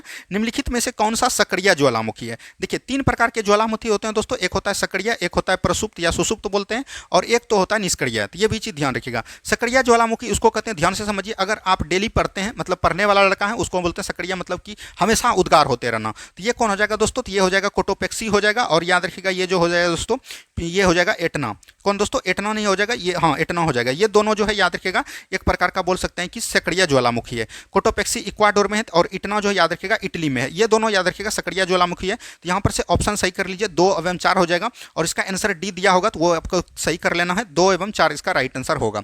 और एक होता है दोस्तों निष्क्रिय ज्वालामुखी यानी सुसुप्त ज्वालामुखी। सुसुप्त ज्वालामुखी किसको बोलते हैं, फ्यूजियामा ज्वालामुखी, याद रखिएगा ये जापान में पाया जाता है और इसी को हम लोग बोलते हैं सुसुप्त ज्वालामुखी। तो ये भी चीज ध्यान रखिएगा। वहीं बात करेंगे एकांगुआ ज्वालामुखी जो है ये एकदम निष्क्रिय पर गया है, मतलब कि एक भी दिन लड़का नहीं पढ़ता। और सुसुप्त ज्वालामुखी कहने का मतलब हुआ कि कभी पढ़ता है कभी छोड़ता है। तो ये भी चीज ध्यान रखिएगा, तो इसको हो जाता है। और ये एकांगुआ याद रखिएगा ये जो है इंडीज पर्वतमाला पर है, ये भी चीज ध्यान रखिएगा। और ये जो है निष्क्रिय पड़ गया है। तो यहाँ पे सभी चीज समझ में आ गया। चलिए बढ़ते हैं हम लोग अगले प्रश्न की तरफ। देखिए एशिया की सबसे लंबी नदी कौन है, ये क्वेश्चन पूछ दिया है दोस्तों। तो यांगटीसी हो जाएगा। कौन हो जाएगा दोस्तों, यांगटीसी हो जाएगा जो कि चीन में है। तो ये भी चीज ध्यान देनी है, ठीक है। चलिए यहाँ पर से नेक्स्ट क्वेश्चन की तरफ बढ़िए। नेक्स्ट क्वेश्चन देखिए क्या बोला गया। डॉक्टर भीमराव अंबेडकर की अध्यक्षता संविधान सभा का प्रारूप समिति को कितने अन्य सदस्य थे। तो याद रखिएगा प्रारूप समिति का सदस्य जो दोस्तों प्रारूप समिति का गठन कब हुआ था, तो 29 अगस्त 1947 को हुआ था। कब हुआ था दोस्तों, 29 अगस्त 1947 को हुआ था। तो इसमें कुल 7 सदस्य थे, जिसमें कि याद रखिएगा इसका अध्यक्ष की बात करेगा तो डॉक्टर भीमराव अंबेडकर जी हो जाएंगे। तो यहाँ पर से बोला कि अन्य सदस्य कितने थे प्रारूप समिति में डॉक्टर भीमराव अंबेडकर को छोड़कर, तो 6 सदस्य हो जाएंगे। ऑप्शन नंबर सी बिल्कुल राइट आंसर आपका हो जाएगा, ठीक है। जैसे अय्यर हो गया, गोपाल स्वामी अयंगर हो गया, ये भी याद रखिए, कन्हैया माणिकलाल मुंशी हो गया। तो ये सभी इनके सदस्य थे। चलिए बढ़ते हैं हम लोग अगले प्रश्न की तरफ। नेक्स्ट क्वेश्चन देखिए क्या बोला गया। किसी राज्य में विधान परिषद की स्थापना और समाप्ति का प्रावधान भारतीय संविधान के किस अनुच्छेद में है? तो विधान परिषद या विधान समाप्ति का प्रावधान जो दोस्तों ये 169 अनुच्छेद में इसका वर्णन किया गया है। तो यह भी चीज एकदम आपको ध्यान देनी है। 168 में क्या बोला गया दोस्तों? विधानमंडल होगा, एक राज्य में विधानमंडल होगा, तो यह भी चीज ध्यान रखिएगा। और विधानमंडल के 3 अंग होते हैं, तो यह भी चीज ध्यान रखिएगा। जैसे आपका हो गया विधानसभा, सबसे पहला हो गया विधानसभा, उसके बाद याद रखिएगा विधान परिषद होता है दोस्तों, और याद रखिएगा इसमें जो है राज्यपाल भी गुजर जाता है, मतलब जुट जाता है, तो यह भी चीज ध्यान रखिएगा। 170 अनुच्छेद में क्या बोला गया दोस्तों? यानी कि विधानसभा के संरचना के बारे में बताया गया है। और 167 में आप सीधा समझिए, 167 का कहने का मतलब हुआ कि यहाँ पर दोस्तों मुख्यमंत्री के कर्तव्य का मतलब मुख्यमंत्री का क्या क्या कार्य होगा वो 168 अनुच्छेद में बोला गया है। अगर आप लोग का कमेंट आया दोस्तों तो कल हम आपको पूरा अनुच्छेद जितना भी इंपॉर्टेंट अनुच्छेद होता है सभी बताने का प्रयास करेंगे, ठीक है। चलिए नेक्स्ट क्वेश्चन की तरफ बढ़िए। नेक्स्ट क्वेश्चन देखिए क्या बोला गया। पंचायत चुनाव के लिए योग्य व्यक्ति के लिए निर्धारण न्यूनतम आयु सीमा, ये हम सुबह भी बताएं दोस्तों, ये कितना हो जाएगा? 21 वर्ष हो जाएगा। ऑप्शन नंबर ए बिल्कुल राइट आंसर आपका हो जाएगा। चलिए नेक्स्ट क्वेश्चन की तरफ बढ़िए। नेक्स्ट क्वेश्चन देखिए क्या बोला गया। निर्देशक तत्व क्या है? देखिए निर्देशक तत्व कहने का मतलब हुआ दोस्तों डीपीएसपी, यानी बोल सकते हैं कि राज्य के नीति निर्देशक तत्व। ये संविधान के भाग 4 में है और ये कहाँ से लिया गया है? ये आयरलैंड से लिया गया है। कहाँ से दोस्तों? आयरलैंड से लिया गया है, ये भी चीज ध्यान रखिएगा। और ये याद रखिएगा अनुच्छेद 37 को जब आप पढ़िएगा तो ये बोलता है कि राज्य के नीति निर्देशक तत्व मतलब कि ये न्यायालय में परिवर्तनीय नहीं होगा, यानी कि ये अबाध योग है, तो ये भी चीज ध्यान रखिएगा। तो ऑप्शन नंबर बी बिल्कुल राइट आंसर आपका हो जाएगा, ठीक है। चलिए बढ़ते हैं हम लोग अगले प्रश्न की तरफ। नेक्स्ट क्वेश्चन देखिए क्या बोला गया। नेक्स्ट क्वेश्चन है राष्ट्रपति पर महाभियोग का आरोप संसद के किस सदन द्वारा लगाया जाता है? तो राष्ट्रपति पर महाभियोग दोस्तों याद रखिएगा संविधान के 61 अनुच्छेद के द्वारा लगाया जाता है। और यह संविधान के कोई भी मतलब कि बोल सकते हैं कि संसद के कोई भी सदन लगा सकते हैं, चाहे लोकसभा लगा सकते हैं चाहे राज्यसभा लगा सकते हैं, तो यह भी चीज एकदम आपको ध्यान देनी है। चलिए बढ़ते हैं हम लोग अगले प्रश्न की तरफ। नेक्स्ट क्वेश्चन देखिए क्या बोला गया। भारत में किस प्रधानमंत्री की मृत्यु देश से बाहर हुई है? तो भारत के एक प्रधानमंत्री तृतीय प्रधानमंत्री हुए दोस्तों लाल बहादुर शास्त्री। कौन बोलते हैं दोस्तों? लाल बहादुर शास्त्री। और लाल बहादुर शास्त्री जी का याद रखिएगा मृत्यु जो है ये भारत के बाहर ताशकंद में हो जाता है। कहाँ पर दोस्तों? ताशकंद में हो जाता है, तो यहाँ पर से ये भी चीज ध्यान रखिएगा। तो ऑप्शन नंबर सी बिल्कुल राइट आंसर आपका हो जाएगा। अभी भारत के प्रधानमंत्री 3 मात्र प्रधानमंत्री हुए हैं जिनका पद पर रहते हुए मृत्यु हुआ है। एक दोस्तों हो जाएगा जवाहरलाल नेहरू। कौन दोस्तों? जवाहरलाल नेहरू, जो कि भारत के पहले प्रधानमंत्री थे। दूसरा बोल सकते हैं कि इंदिरा गांधी, ठीक है। और तीसरा की बात करिएगा तो लाल बहादुर शास्त्री। तो ये तीनों ऐसे प्रधानमंत्री हुए जिनका पद पर रहते हुए मृत्यु हुआ है। चलिए बढ़ते हैं हम लोग अगले प्रश्न की तरफ। नेक्स्ट क्वेश्चन देखिए क्या बोला गया। प्रोटेम स्पीकर का कर्तव्य क्या होता है? प्रोटेम स्पीकर देखिए अभी आपको जो 18वीं लोकसभा का चुनाव जो कुछ दिन पहले हुआ उसका जो नेता जीत कर सब गया तो उसमें याद रखिएगा प्रोटेम स्पीकर का नियुक्ति होता है। अब यहाँ पर से ध्यान से थोड़ा सा हमारी बातों को समझिएगा। प्रोटेम स्पीकर उसको बोलते हैं दोस्तों, जैसे मान के चलिए कि अभी वहाँ पर 50 संसद जुटे, एक एग्जाम्पल के रूप में रहे, अगर 50 संसद वहाँ पर गए तो 50 संसद में देखा जाएगा कि सदस्य में, संसद के सदस्यता में जो कि संसद सदस्य बन के गए उसमें देखा जाएगा कि सबसे वरिष्ठतम सदस्य कौन है। तो वरिष्ठतम सदस्य कहने का मतलब ये नहीं समझ लीजिएगा कि सबसे बड़ा कौन है, सबसे बड़ा नहीं, जो सबसे अधिक बार सदस्य बन गए होंगे संसद का, ठीक है। तो उसको जो है उसको प्रोटेम स्पीकर राष्ट्रपति नियुक्त करेंगे। प्रोटेम स्पीकर का काम होता है कि नए मतलब कि जो संसद बने हैं उनको जो है शपथ दिलाना। क्या दोस्तों? शपथ दिलाना। तो बोल सकते हैं कि यहाँ पर सदस्यों को शपथ दिलाना, तो यही हो जाएगा। ऑप्शन नंबर बी बिल्कुल राइट आंसर आपका हो जाएगा, ठीक है। चलिए नेक्स्ट क्वेश्चन की तरफ बढ़िए। नेक्स्ट क्वेश्चन देखिए क्या बोला गया। वह कौन राष्ट्रवादी नेता था जो 1925 में केंद्रीय विधानसभा का अध्यक्ष स्वीकार चुना गया था? तो ये दोस्तों हो जाएगा विट्ठल भाई पटेल। कौन हो जाएगा दोस्तों? विट्ठल भाई पटेल हो जाएगा। तो ये चीज एकदम आपको ध्यान रखनी है। तो ऑप्शन नंबर बी बिल्कुल राइट आंसर आपका हो जाएगा। नेक्स्ट क्वेश्चन की तरफ बढ़िए। नेक्स्ट क्वेश्चन को ध्यान से देखिए, यहाँ पर से क्या बोला गया। अंडमान और निकोबार द्वीप समूह निम्नलिखित में से उच्च न्यायालयों में से किसके क्षेत्राधिकार में आते हैं? तो अंडमान और निकोबार का मतलब उच्च न्यायालय जो है किसके क्षेत्राधिकार में आते हैं? तो ये कोलकाता क्षेत्राधिकार में आते हैं। तो ये भी चीज ध्यान रखिएगा। इस दोनों का हाईकोर्ट जो है याद रखिएगा कलकत्ता में। अभी तक जितने भी केंद्र शासित प्रदेश 8 केंद्र शासित प्रदेश है, तो इसमें जो है याद रखिएगा 2 को ही अपना अपना हाईकोर्ट है। याद रखिएगा एक दिल्ली को है दोस्तों, और याद रखिएगा एक जम्मू कश्मीर को। किसको दोस्तों? जम्मू कश्मीर को। तो ये भी चीज ध्यान रखिएगा। दिल्ली का स्थापना हाईकोर्ट का 1966 ईस्वी में हुआ है, वहीं जम्मू कश्मीर हाईकोर्ट का स्थापना याद रखिएगा 1928 ईस्वी में हुआ था। तो ये सब चीज भी जानकारी आपको रहनी चाहिए, ठीक है। चलिए नेक्स्ट क्वेश्चन की तरफ बात करते हैं हम लोग। नेक्स्ट क्वेश्चन देखिए क्या बोला गया।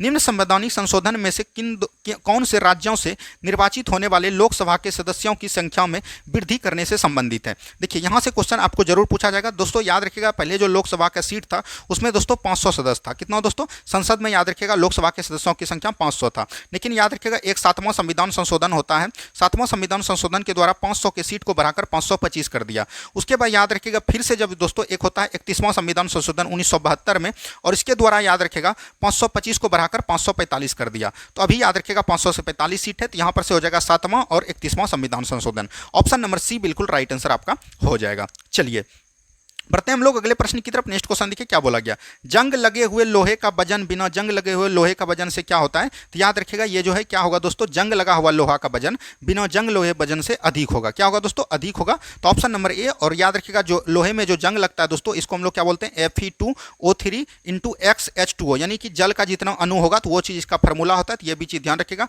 और इसमें जो याद रखिएगा इसका जो दूर करते हैं हम लोग गैल्वीकरण के द्वारा करते हैं, तो ये भी चीज एकदम आपको ध्यान देनी है। तो यहाँ पर से आए दिनों ये सब प्रश्न पूछा जाएगा आपसे। चलिए नेक्स्ट क्वेश्चन देखिए क्या बोला गया। नेक्स्ट क्वेश्चन है H2SO4 का एटोमिसिन यानी कि परमाणुकता कितना है, और ये आपका एग्जाम में पूछ चुका है। तो H2SO4 देखिए यहाँ पर 4 हो जाएगा ऑक्सीजन, तो 4 हो जाएगा, सल्फर का 1 हो जाएगा, तो ये ध्यान रखिएगा, और हाइड्रोजन 2 हो जाएगा। तो यहाँ 4 1 5 2 7 हो जाएगा। तो 7 ऑप्शन नंबर डी जिसने मारा होगा उसका बिल्कुल राइट है। कुछ नहीं करना, जितना आपका परमाणु संख्या है सबको जोड़ लेना है। चलिए नेक्स्ट क्वेश्चन की तरफ बढ़िए। नेक्स्ट क्वेश्चन देखिए क्या बोला गया। हीलियम को छोड़कर सभी नोबेल गैसों में बाहरी सेल में कितने इलेक्ट्रॉन होते हैं। तो नोबेल गैस दोस्तों कितना होते हैं, तो याद रखिएगा जैसे हो गया हीलियम, नियॉन, ऑर्गन, क्रिप्टन, रेजॉन, जनॉन, ये सब एकदम ध्यान रखिएगा। और इसमें याद रखिएगा हीलियम का मात्र 2 होता है, उसके बाद जितना भी होता है उसके बाहरी सेल में 8 इलेक्ट्रॉन होते हैं। तो ये भी चीज एकदम आपको ध्यान रखना है। सभी का सभी निष्क्रिय गैर होते हैं। तो ऑप्शन नंबर डी बिल्कुल राइट आंसर आपका हो जाएगा। नेक्स्ट क्वेश्चन की तरफ बढ़िए। नेक्स्ट क्वेश्चन देखिए क्या बोला गया। सोडा वाटर क्या है। तो सोडा वाटर जो आप लोग पीते होंगे तो याद रखिएगा सोडा वाटर जैसे आपका स्प्राइट हो गया, कोको कोला हो गया, तो इसमें दोस्तों क्या होता है, तो याद रखिएगा गैस में द्रव का विलयन होता है। तो ऑप्शन नंबर जो है ए बिल्कुल राइट आंसर आपका हो जाएगा। ठोस द्रव का मिलियन दोस्तों क्या हो जाएगा, तो इसको हम लोग जेल बोलेंगे। जैसे आपका दोस्तों उदाहरण के लिए पनीर हो जाएगा। द्रव का मिलियन दोस्तों क्या हो जाएगा, जिसको कि हम लोग पायस बोलेंगे। पायस का उदाहरण क्या होता है, दूध होता है। और ये आपके एग्जाम में पूछ चुका है।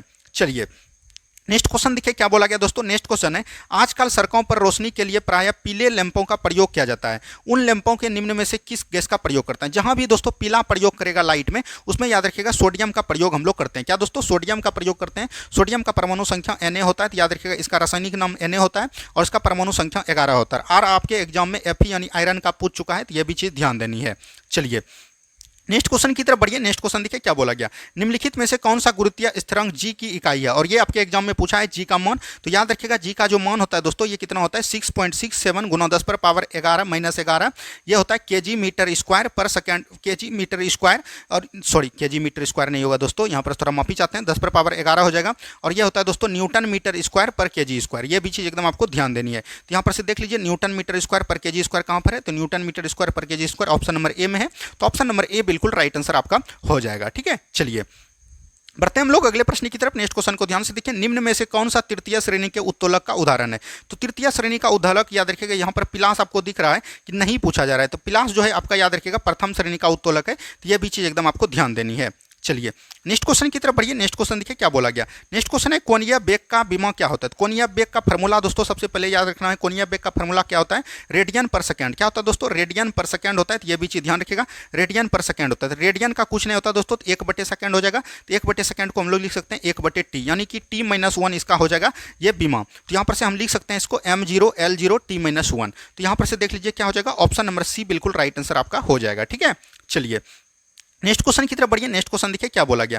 नेक्स्ट क्वेश्चन है जब सरल लोलक का आयाम बढ़ाया जाता है तो इसका आवर्तकाल क्या होता है। देखिए आवर्तकाल बराबर फॉर्मूला होता है दोस्तों 2π√L/g होता है। ठीक है, तो ये भी चीज एकदम आपको ध्यान रखना है, √L/g होता है। तो यहाँ पर से देखिए लंबाई पर निर्भर करता है और गुरुत्व पर निर्भर करता है, लेकिन याद रखिएगा ये जो है आयाम पर निर्भर नहीं करता है, तो अपरिवर्तित रहेगा। तो इस तरह से जब आप पढ़िएगा तो एक भी क्वेश्चन आपका बाहर नहीं जाएगा दोस्तों। चलिए नेक्स्ट क्वेश्चन देखिए क्या बोला गया। नेक्स्ट क्वेश्चन है निम्नलिखित विद्युत चुंबकीय किरणों में से किसकी ऊर्जा अधिकतम होगा। सबसे ऊर्जा अधिकतम होता है गामा किरण का, उसके बाद होता है अल्फा का। तो यहाँ पर देखिए गामा नहीं दिया है, तो एक्स किरण दिया है, तो एक्स किरण का सबसे अधिक हो जाएगा। वहीं सबसे कम की बात करेगा तो ये हो जाएगा रेडियो तरंग का। किसका दोस्तों, रेडियो तरंग का होता जाएगा। तो ये भी चीज को एकदम आपको ध्यान रखनी है। चलिए नेक्स्ट क्वेश्चन की तरफ बढ़िए। नेक्स्ट क्वेश्चन देखिए क्या बोला गया। एक हीटर जिसकी शक्ति जो है 1250 वाट है। तो शक्ति मतलब पावर दिया गया है कितना दोस्तों, 1250 वाट है। तो ये चीज ध्यान रखिएगा। उसके बाद इसका विभव यानी वोल्ट दे दिया है दोस्तों कितना आपको, 115 वाट, 115 वोल्ट दिया है। इसके प्रतिरोध और हीटर की धारा क्या होगा। देखिए प्रतिरोध यहाँ पर निकालना है, तो याद रखिएगा P बराबर क्या होता है फॉर्मूला दोस्तों, V²/R। अगर V²/R है तो V² का मान रखेगा, और नीचे जो है आपका R निकल जाएगा, यहाँ पर P दिया गया है। जब R निकाल लीजिएगा दोस्तों तो उसके बाद होता है याद रखिएगा एक फॉर्मूला I²/R। क्या होता है दोस्तों, I²R होता है P बराबर, तो ये भी चीज ध्यान रखिएगा। तो यहाँ से आपका धारा निकल जाएगा। तो यहाँ से अब जब निकालिएगा तो ऑप्शन नंबर ए आपका राइट आंसर होगा। ये आपको निकाल लेना है, हमने फॉर्मूला आपको बता दिया। चलिए नेक्स्ट क्वेश्चन देखिए क्या बोला गया। नेक्स्ट क्वेश्चन यहाँ पर है कार के लैंड हैंड लैंप में कौन सा प्रयुक्त दर्पण होता है? तो कार का जितना भी दोस्तों आगे वाला लाइट होता है सभी में याद रखिएगा अवतल दर्पण का प्रयोग करते हैं और परवलयी अवतल दर्पण का प्रयोग करते हैं। तो ऑप्शन नंबर डी बिल्कुल राइट आंसर आपका हो जाएगा। चलिए नेक्स्ट क्वेश्चन देखिए क्या बोला गया। नेक्स्ट क्वेश्चन है प्रकाश की किरण को पूर्ण आंतरिक परावर्तन के लिए किससे गुजरना होता है? देखिए पूर्ण आंतरिक परावर्तन करने का मतलब हुआ दोस्तों कोई भी वस्तु है वो सघन माध्यम से अगर विरल माध्यम में जाएगा तो वो हो जाएगा आपका पूर्ण आंतरिक परावर्तन का घटना। तो ये भी चीज ध्यान रखिएगा। पूर्ण आंतरिक परावर्तन के कई सारे घटना है जैसे मृग मृचिका का उदाहरण हो गया और ये आपके एग्जाम में पूछ दिया है। याद रखिएगा जैसे मान के चलिए कि आप रोड पे जा रहे हैं वहाँ आपको पानी दिखेगा तो यही हो गया मृग मृचिका। यहाँ पर हो जाएगा ऑप्टिकल फाइबर, इसका एक महत्वपूर्ण उदाहरण हो जाता है। तो यहाँ पर से देखिए जो सघन होता है जिसमें कि मतलब कि बोल सकते हैं कि कांच में दोस्तों सघन हो जाएगा और जल में ही विरल हो जाएगा। तो यही हो जाएगा ऑप्शन नंबर ए ही आपका बिल्कुल राइट आंसर हो जाएगा क्योंकि याद रखिएगा कांच में सघनता अधिक होता है और जल में जो है विरलता अधिक होता है। तो यह भी चीज ध्यान देनी है। चलिए नेक्स्ट क्वेश्चन देखिए क्या बोला गया। नेक्स्ट क्वेश्चन है पर्यावरण के परिरक्षण एवं संरक्षण हेतु पर्यावरण संरक्षण अधिनियम भारत सरकार द्वारा कब पारित हुआ? तो ये याद रखिएगा 1986 में हुआ। तो यहाँ पर से हमने सुबह भी बताया था। तो ऑप्शन नंबर ए बिल्कुल राइट आंसर आपका हो जाएगा। 1981 में दोस्तों वायु संरक्षण हुआ। तो ये भी चीज़ एकदम आपको ध्यान रखेगा। एक दोस्तों यहाँ पर से पूछा जाएगा मेंट्रिकल प्रोटोकॉल कब हुआ था? तो याद रखेगा 1987 में। लेकिन लागू दोस्तों ये कब से हुआ? तो 1989 में। तो यहाँ से आए दिनों यहाँ से प्रश्न बनने की संभावना आपका बढ़ जाता है। चलिए नेक्स्ट क्वेश्चन देखिए क्या बोला गया। निम्नलिखित वृक्षों में से कौन पारिस्थितिक मित्र नहीं है, यानी कि पारिस्थितिकी तंत्र का मित्र नहीं है? तो यहाँ पर से देखिए यूकेलिप्टस। यूकेलिप्टस एक ऐसा पौधा है दोस्तों, जलीय पौधा है। तो याद रखेगा ये जो है ना बोल आतंक का काम करता है। किसका? आतंक का काम करता है। ये जहाँ पर पौधा उग गया वहाँ पर उसके अगल बगल में कोई भी पौधा नहीं उग सकता है क्योंकि ये जितना जल का अवशोषण करता है कि दूसरे पौधा को जल मिलता ही नहीं है। तो ये आतंक हो जाएगा, पारिस्थितिकी का ये मित्र नहीं होगा। चलिए नेक्स्ट क्वेश्चन की तरफ बढ़िए। नेक्स्ट क्वेश्चन देखिए क्या बोला गया। 8 बिटों के समूह को कहते हैं, अभी तुरंत हमने बताया सुबह क्लास में 8 बिटों के समूह को बाइट कहते हैं। तो ऑप्शन नंबर बी बिल्कुल राइट आंसर आपका हो जाएगा। नेक्स्ट क्वेश्चन की तरफ बढ़िए। नेक्स्ट क्वेश्चन देखिए क्या बोला गया। हवाई जहाज में ब्लैक बॉक्स का क्या रंग होता है? देखिए ब्लैक बॉक्स जैसे देखेगा बहुत लड़का मार देगा इसमें काला, लेकिन याद रखिएगा ब्लैक बॉक्स का ऑरेंज कलर का इसका होता है। तो यहाँ पर से ये भी चीज ध्यान रखिएगा कलर तो नारंगी हो जाएगा। अब ब्लैक बॉक्स किसको कहते हैं दोस्तों? याद रखिएगा कभी रेल जो हवाई जहाज जो है याद रखिएगा दुर्घटनाग्रस्त हो जाता है तो उसके बाद जो गिरता है वो कभी भी मतलब कि भांगता नहीं है। ये याद रखिएगा ब्लैक बॉक्स को इस तरह से बनाया जाता है तो उसमें जो है पता कर रहता है कि किस तरह से मतलब हवाई जहाज का दुर्घटना हुआ है। तो यहाँ से ये चीज भी एकदम आपको जानकारी रहनी चाहिए। नेक्स्ट क्वेश्चन की तरफ बढ़ते हैं। नेक्स्ट क्वेश्चन देखिए क्या बोला गया। विकास के उत्परिवर्तन सिद्धांत का प्रतिपादन किसने किया था? तो विकास के उत्परिवर्तन सिद्धांत का प्रतिपादन हुगो डी ब्रीज ने किया था। तो ये भी चीज एकदम आपको ध्यान रखेगा। देखिए कल का जो एग्जाम हुआ था उसमें बोल दिया था कि प्राकृतिक चयन का सिद्धांत किसने दिया था? चार्ल्स डार्विन हो गया था उसका। लेकिन अब जो है उत्परिवर्तन का सिद्धांत आपके एग्जाम में पूछने की ज्यादा संभावना है। चलिए नेक्स्ट क्वेश्चन की तरफ बढ़िए। नेक्स्ट क्वेश्चन देखिए क्या बोला गया। माइकोराजा एक सहजीवी है। सहजीवी का मतलब हुआ कि दोस्तों दोनों को मिलकर काम करना, यानी कि एक आदमी काम नहीं कर सकता है एक के अलावा, ये चीज बोल सकते हैं। सहजीवन का यही मतलब हुआ। जैसे आपका होता है दोस्तों लाइकेन। लाइकेन जो याद रखिएगा किसका सहजीवन है? तो याद रखिएगा कवक और शैवाल का सहजीवन है। कवक और शैवाल से मिलने से याद रखिएगा लाइकेन का निर्माण होता है। तो ये भी चीज ध्यान रखिएगा। उसी तरह माइकोराजा हम लोग बोलते हैं कवक और पौधे के मध्य का जो है बीच के सहजीवन को हम लोग माइकोराजा बोलते हैं। तो ये भी चीज ध्यान रखिएगा। कवक का अध्ययन क्या कहलाता है? माइकोराजा कहलाता है। तो ये माइकोलॉजी और शैवाल के अध्ययन को हम लोग बोलते हैं फाइकोलॉजी। चलिए बढ़ते हैं हम लोग अगले प्रश्न की तरफ। नेक्स्ट क्वेश्चन देखिए क्या बोला गया। पादप कोशिका जंतु कोशिका से किस प्रकार भिन्न होती है? देखिए पादप कोशिका मान के चलिए कि आपका ये पैर हो गया दोस्तों, यहाँ पर से एक पैर का उदाहरण लेते हैं हम लोग। ये पैर हो गया तो पैर में जो बना होता है ये कोशिका झिल्ली के द्वारा बना होता है और ये एक जंतु है, जंतु का कोशिका भी याद रखेगा कोशिका झिल्ली के बना होता है। लेकिन ध्यान रखिएगा पौधे में जो है इसके ऊपर एक कोशिका भित्ति का परत चढ़ा होता है। तो याद रखिएगा पादप कोशिका जंतु कोशिका से अलग किसको करता है? कोशिका भित्ति के द्वारा। और ये याद रखिएगा जंतु कोशिका में कोशिका भित्ति नहीं पाया जाता है। चलिए नेक्स्ट क्वेश्चन की तरफ बढ़िए। नेक्स्ट क्वेश्चन देखिए यहाँ पर से मिलाना जाना। ये देखिए हड्डी है ब्रेस्ट बोन। ब्रेस्ट बोन दोस्तों याद रखिएगा स्टर्नम को कहते हैं। किसको बोलते हैं दोस्तों? स्टर्नम को कहते हैं। तो यहाँ पर से हो जाएगा 4। Collar bone. कॉलर बोन दोस्तों किसको बोलते हैं? कॉलर बोन बोलते हैं क्लेविकल को। तो ऑप्शन नंबर यहाँ से हो जाएगा 1। ठीक है। No cap. नो कैप याद रखिएगा किसको बोलते हैं दोस्तों? नो कैप कहने का मतलब हुआ पेटेला को, यानी कि आपका जो घुटना होता है तो उसको जहाँ पर से मुड़ता है उसको बोलते हैं नो कैप। तो हो जाएगा इसका 2। उसके बाद शोल्डर ब्लेड। शोल्डर ब्लेड बोलते हैं स्केपुला को, यहाँ पर से हो जाएगा 3। यानी 4 1 2 3। 4 1 2 3 इसमें कुछ नहीं था, हड्डी का नाम था और उसको क्या बोलते थे ये इसका पूछा जाएगा। चलिए नेक्स्ट क्वेश्चन की तरफ बढ़िए। नेक्स्ट क्वेश्चन देखिए क्या बोला गया। मानव शरीर में पूंछ कौन सी संरचना का संकलन है? पूंछ तो है याद रखिएगा ये जो होता है अभी तो मानव शरीर में नहीं होता है, लेकिन याद रखिएगा ये कहाँ से जुड़ा होता है? ये बृहदांत से जुड़ा होता है। बृहदांत करने का मतलब हुआ दोस्तों बड़ी आंत। क्या दोस्तों? बड़ी आंत। बड़ी आंत याद रखिएगा जो है सिर्फ जो है याद रखिएगा इसका 3 भाग होता है। सबसे पहले वो उसको समझिए। एक होता है दोस्तों कोलन। क्या होता है दोस्तों? कोलन होता है। एक होता है सेक्टम। क्या होता है दोस्तों? सेक्टम होता है। और एक दोस्तों होता है रेक्टम। क्या होता है दोस्तों? रेक्टम होता है। यहाँ से तीनों चीज को समझिए। तो सेक्टम के द्वारा जो है याद रखिएगा पूंछ का निर्माण जुड़ा रहता है। तो ये भी चीज ध्यान रखिएगा। बड़ी छोटी आंत याद रखिएगा भोजन का अवशोषण नहीं करता है, सिर्फ जो ये जल का अवशोषण करता है। वहीं भोजन की पूर्ण पाचक रस जो कहाँ हो जाता है दोस्तों, क्षुद्रांत में, यानी कि बोल सकते हैं कि छोटी आंत में, छोटी आंत में हो जाता है। तो ये भी चीज ध्यान रखिएगा। छोटी आंत के भी 3 भाग हैं, जैसे आपको कई बार बताएं, डेडुनम हो जाएगा, जेजुनम हो जाएगा और इलियम हो जाएगा। इलियम में भोजन का पूर्ण पाचक रस हो जाता है, तो ये भी चीज ध्यान देनी है। चलिए बढ़ते हैं हम लोग अगले प्रश्न की तरफ। नेक्स्ट क्वेश्चन देखिए क्या बोला गया, निम्नलिखित में से किस विटामिन को अर्गो कैल्सीफेरॉल कहते हैं। देखिए विटामिन डी को हम लोग बोलते हैं कैल्सीफेरॉल, क्या बोलते हैं दोस्तों, कैल्सीफेरॉल बोलते हैं। लेकिन यहाँ पर बोला गया कि अर्गो कैल्सीफेरॉल किसको बोलते हैं, तो विटामिन बी3 को बोलते हैं। क्या बोलते हैं दोस्तों, विटामिन बी3 को बोलते हैं। तो यहाँ से ये भी चीज एकदम आपको ध्यान रखिएगा। सॉरी, विटामिन बी को बोलते हैं केले कैल्सीफेरॉल।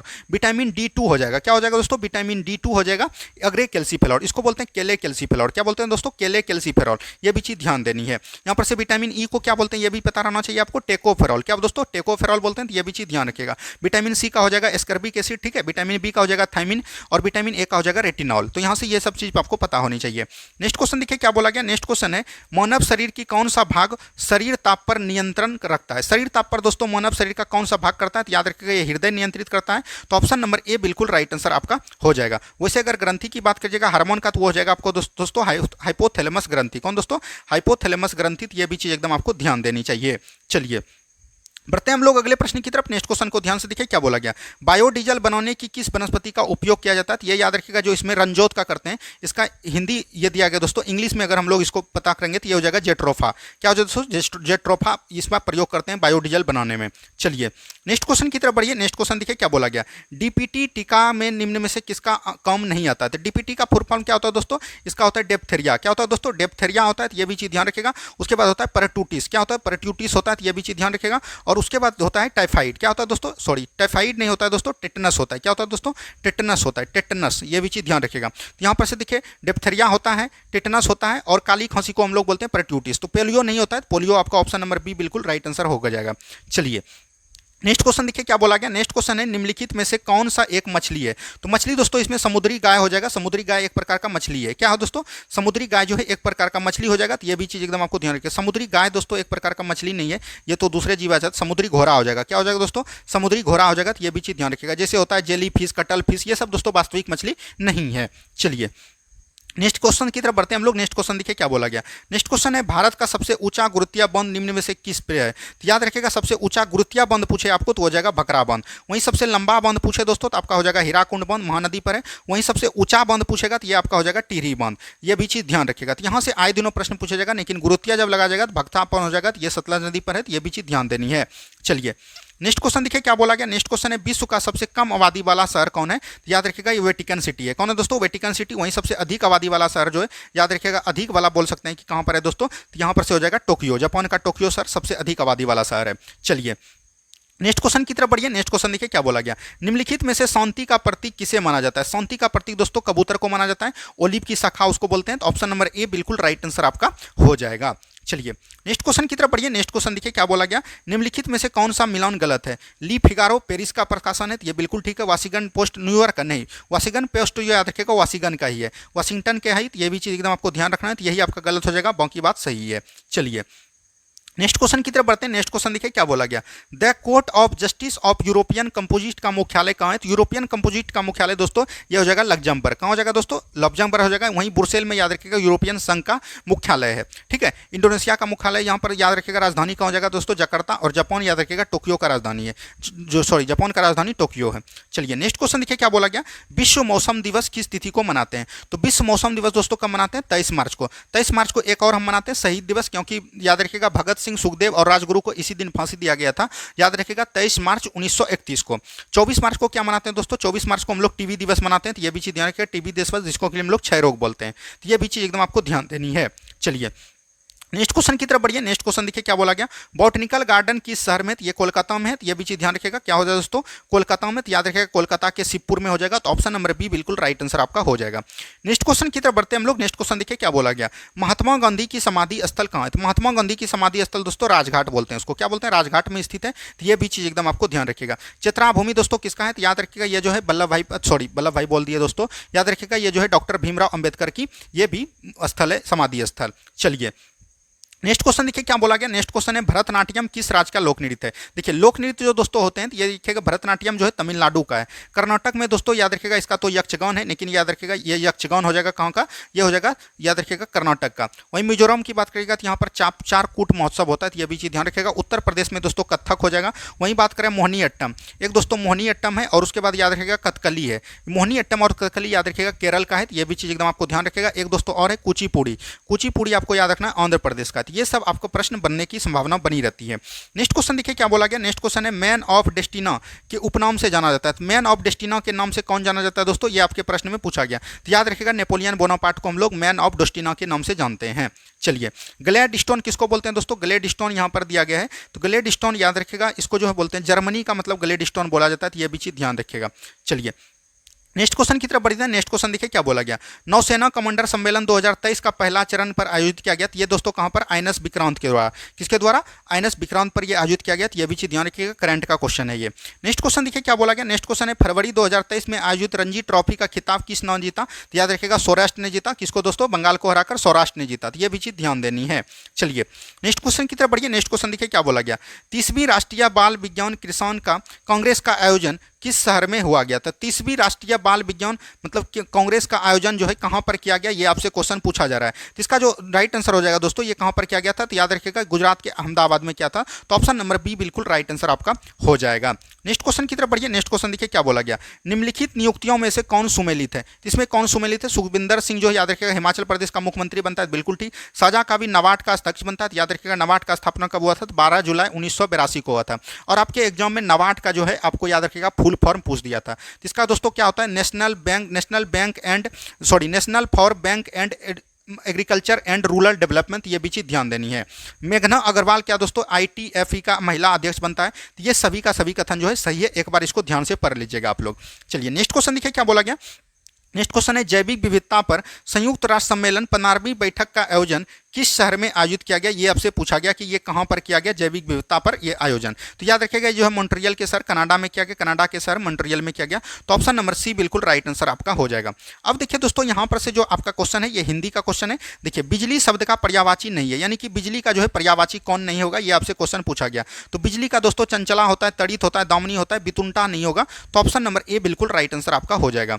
नेक्स्ट क्वेश्चन की तरफ बढ़ते हैं हम लोग। नेक्स्ट क्वेश्चन देखिए बोला गया संधि के कितने भेद होते हैं। तो संधि के दोस्तों कितने भेद होते हैं ये आपसे पूछा गया। तो संधि के याद रखिएगा 3 भेद होते हैं। कितना भेद होते हैं दोस्तों, स्वर संधि, व्यंजन संधि और विसर्ग संधि, ये बीच एकदम चीज ध्यान रखनी है। चलिए नेक्स्ट क्वेश्चन देखिए क्या बोला गया। नेक्स्ट क्वेश्चन है तुम कहां पढ़ते हो किस कोटि का विशेषण प्रयुक्त हुआ है, मतलब कि इसमें विशेषण का प्रयोग कहां पर हुआ है, किसका विशेषण, ये भी चीज ध्यान रखिएगा। इसमें प्रश्नवाचक हुआ है, यानी कि तुम कहां पढ़ते हो प्रश्न हो रहा है। तो ऑप्शन नंबर बी बिल्कुल राइट आंसर आपका हो जाएगा। नेक्स्ट क्वेश्चन की तरफ बढ़ते हैं हम लोग। नेक्स्ट क्वेश्चन देखिए क्या बोला गया। यथासंभव में कौन सा समास है। ये हमने कई बार बताया, आपको हिंदी जब पढ़ाया था तो वहां भी बताया था दोस्तों कि यथासंभव में अव्ययी भाव समास है। क्या दोस्तों, अव्ययी भाव समास है। तो ऑप्शन नंबर डी बिल्कुल राइट आंसर आपका हो जाएगा।